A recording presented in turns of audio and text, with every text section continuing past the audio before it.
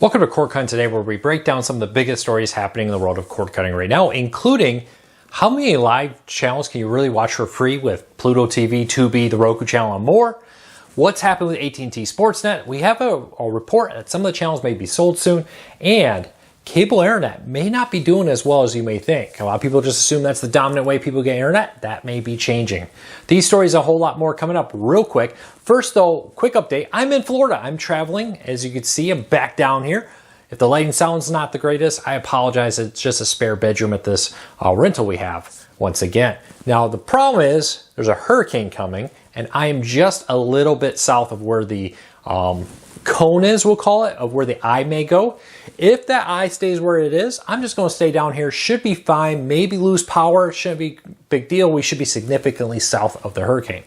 We do have a backup plan. We have some friends that live a little south that if we find out later today that that hurricane's coming farther south than we anticipate, I'm bolting, which may mean we may not have some videos this week if there's no internet power, no internet. And if there is the need to get out of here, I may not be packing up my camera because we'll be staying in kind of a small space. So just keep that in mind. Sorry if we have an erratic week this week, folks, but if you want to follow my hurricane adventure, the Wandering Luke channel, which I started to do kind of travel vlogs and all kinds of stuff, but then I ended up buying back Cord Cutters News, is a YouTube channel I own. I'll put a link to it down below. I'll probably shoot some videos here and show you what's happening with the hurricane. Maybe it's nothing. If it completely goes north and misses us and there's nothing to talk about, I may not post anything. I'll just keep posting videos here. If not, check it out. Link in the show notes, and I'll have a full coverage of our hurricane experience down there. So with that said, if you want to learn more about the stories I'm about to talk about, check out the links down below and in the first pinned comment. I'll put a link to each story there so you can read them for yourself and come up with your own opinion. I'll love to hear from you. If you're new here, do me a favor, hit that subscribe button, hit that thumbs up, let YouTube know you enjoy what we do here so YouTube recommends our videos to more people, helping us grow, helping us for our families, and hopefully helping you break free from the high cost of TV and still watch the shows you enjoy. All right, let's keep moving on. First story up of the day. Sorry for the long intro today, but how many channels are really available through free services like Pluto TV, Tubi, the Roku channel, Zumo, and more? Well, Nielsen, who tracks TV viewership, broke it all down. They released a state of play report this week that says in the United States there are over 1,000 free, what they call fast channels, the free ad-supported streaming channels out there that allow you to watch content for free as long as you're willing to watch ads. Well, it's very interesting. Now, this has always been the case. Well, all these services have the same channels. Well, that's really not the truth. Yeah, a lot of them do have many common channels that are on multiple services, but each service has their own set of channels that helps them stand out. Pluto TV has a lot of Paramount content. Xumo Play has a lot of content from NBC because they're owned by NBC. The Roku channel actually has a lot of really good original programming there. So 1,000 total channels.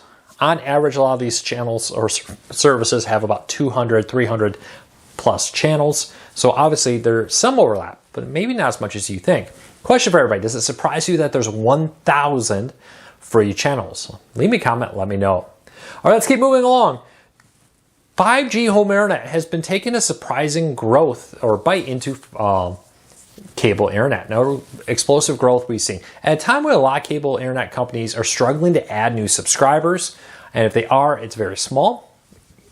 Hundreds of thousands of people are signing up for 5G home internet. This is cord cutting 2.0. We talked a lot about cord cutting 2.0. It's putting a hard bite into Spectrum and Comcast. We're seeing this growth here as people are saying, hey, I've saved money on TV. Now I want to save money and be completely done with my cable provider by ditching their internet service and going with a third party. Now, well, I understand some people say, well, you know, it's not fast enough for me. I'm a gamer. I'm a YouTuber. You're uploading large files or live streaming a lot here. It happens. I get it. I need big upload speeds. But I think for the majority of people, if you just want to stream YouTube TV, Netflix, Hulu, Amazon, Sling TV, etc., 5G from Verizon and T-Mobile is probably all you need. AT&T's even getting in the market now in select areas offering 5G home internet. Increasingly, we're seeing a growth in the world of, hey, I don't need all this home internet. I need something that's going to get me surf the web and more, but I use my 5G phone for most things nowadays. I just want to watch a little Netflix. And if that's you, 5G home internet may be perfect for you.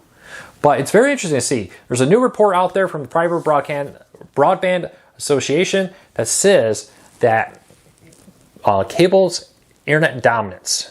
The cable networks who have dominated home internet service for so long are seeing their market share shrink thanks to expanded fiber options and, more importantly, the expanded 5G service. Let me know if that surprises you at all. All right, Warner Brothers Discovery announced earlier this month that in August 2023, depending on when you're watching this, that they're going to shut down by the end of the year all their AT&T Sportsnet. These regional sports networks are how you watch local sports teams in many areas. Now, thanks to Sports Business Journal, we have a report that the Pittsburgh AT&T Sportsnet will be sold to the Fenway Sports Group, who owns the Penguins there, who will take over the channel. Now, it is reported still that the Southwest one, the Houston Rockets and the Houston Astros, are still in talks to buy that, but that deal is not done yet. And the Rocky Mountain AT&T Sportsnet will be confirmed to be shutting down. Already, several teams have found new ways to broadcast and over-the-air television with the Las Vegas Knights and what was the other one? I believe it was the Denver Nuggets. Correct me if I'm wrong. Are now going to be available free over-the-air in deals with over-the-air television, Scripps and Gary Television, I believe it is. Very quickly, we're moving to a time of where RSNs are what were once seen as this dominant force in sports are quickly falling to the wayside because no one's paying for them. It used to be you would get AT&T Sportsnet, Fox Sports, and more on pretty much every streaming service. Now it's pretty much just fubo and DirecTV Stream, or you have to pay like $20 a month to go through their direct-to-consumer option.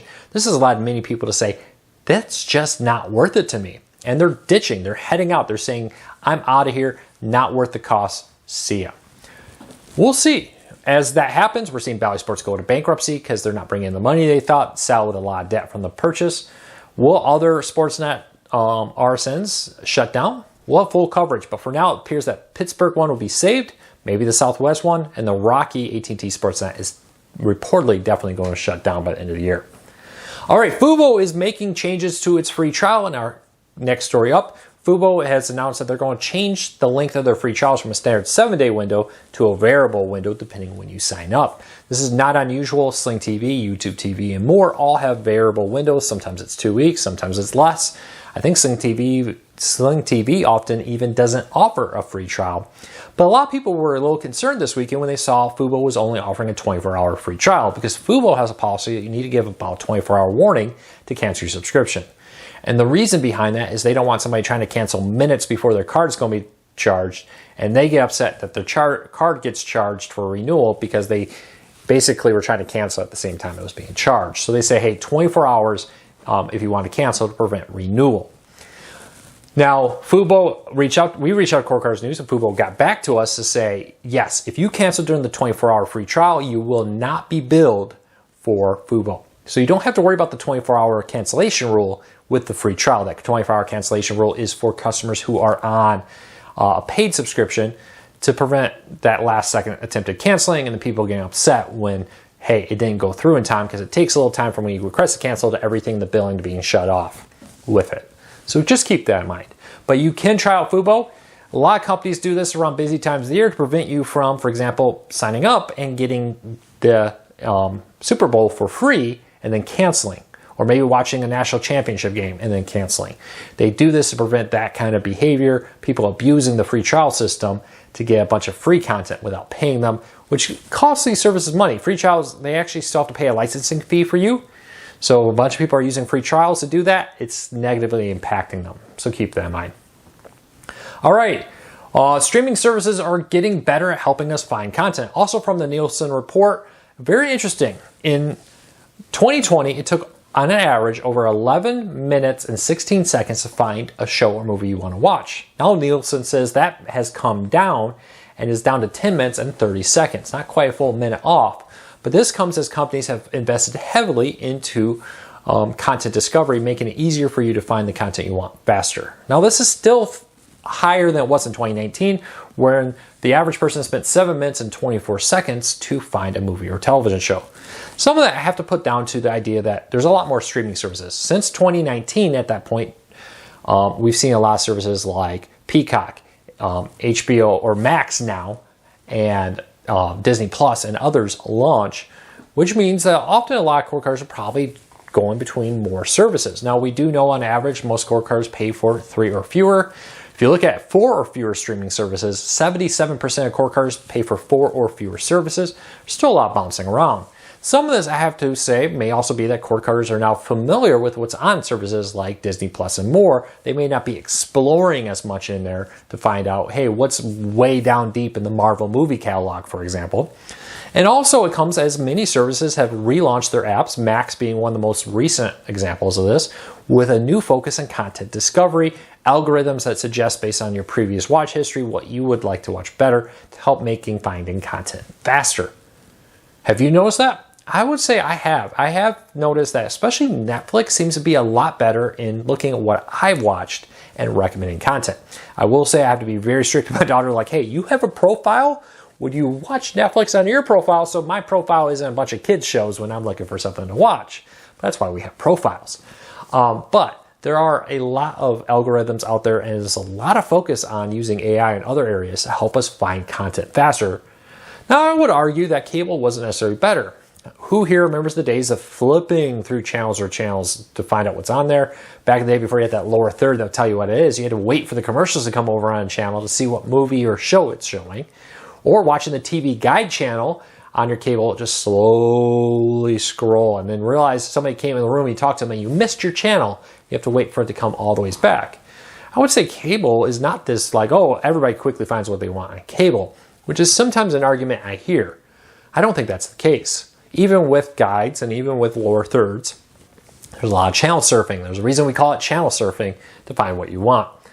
But they say we're moving in the right direction. The growth of how long it takes to find content has peaked, and now we're on the downward slope with it. All right, if you're looking for a new streaming player this year, we may have some new ones coming out, but there's a lot of great options. Raymond has come together with a list of the best 4K streaming players and best HD streaming players we recommend. As Labor Day and back to school sales are happening, and you're considering a new streaming player, we have options for Roku, Fire TV, Google TV, Apple TV, and more, both for 4K and HD on most players. If you're looking for a great way to pick out a good streaming player, maybe for somebody who's getting into cord cutting, or you're looking for a new streaming player, you got a new 4K TV and you want a new streaming player for that, check out the full list. I'll put a link to it in the show notes down below. And lastly, speaking of TVs, an interesting trend, I think we've talked about this before, but there's a new study out there from Hub Entertainment Evolution that says 75% of smart TV owners use it also as a radio through things like iHeartRadio, TuneIn, and Pandora, Spotify, Apple Music, and more. All these places have apps on your TV. I've said this for a long time. It's very simple. The best sound system for a lot of people happen to be their TVs, right? You have a beautiful sound bar, maybe surround sound on it. You're having a party where you typically hang out. It's in the living room. And your TV could be a great way to play music through that. Do you play music through your TV? Are you part of that 77%?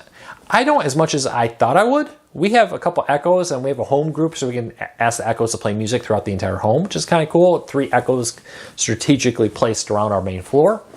But I understand it. With the sound systems, let's be honest, not a lot of people have these huge, expensive stereo systems sitting in the living room. Usually it's a sound bar or surround sound connected to your TV. So let me know, is that you? And do you agree with that? Well, that's it for today. I hope you have a great day. I hope I'm here tomorrow. This afternoon, I'm recording this last night. When I wake up, that hurricane has come far south.